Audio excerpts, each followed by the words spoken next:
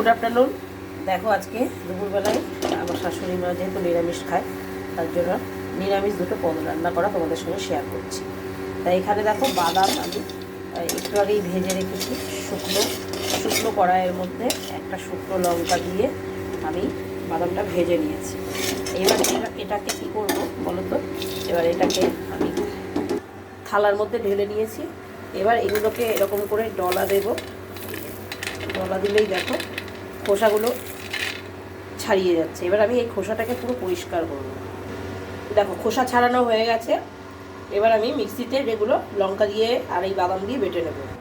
এই দেখো বাটা হয়ে গেছে বাদাম বাটা। এর মধ্যে কি করবো বলো তো, এর মধ্যে যখন খাবো কাঁচা সর্ষের তেল নেব, নিয়ে গরম গরম ভাতে মেখে খাওয়া হবে।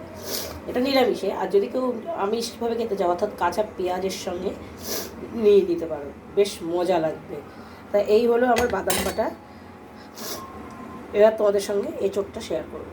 দেখো এঁচোড় রান্না করার জন্য কড়াইয়ে তেল নিয়েছি। এবার তেলের মধ্যে আমি ফোড়ন দিয়ে দেবো তেজপাতা, জিরে আর গোটা গরম মশলা।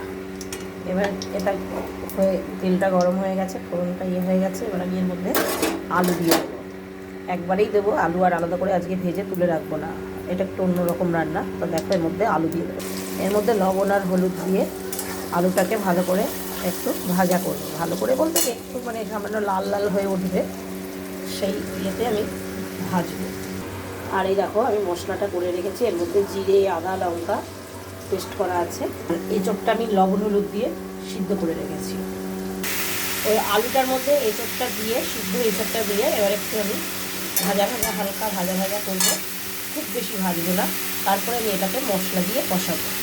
এই দেখো মশলা দিয়ে কষা হয়ে গেছে, আর সাইডে দেখেছো তেলটা ছেড়ে দিয়েছে। এই তেল ছেড়ে দিয়েছে অর্থাৎ কষানো আমার হয়ে গেছে। এবার জল দিয়ে ফুটবে, সামান্য জল দেবো আর গরম মশলা ঘি দিয়ে আমি নামিয়ে নেবো। হয়ে যাবে আমার এঁচোড় রান্না রেডি।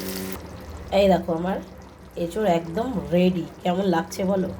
ভালো লাগলে একটা লাইক করে দিও। Tata bye bye.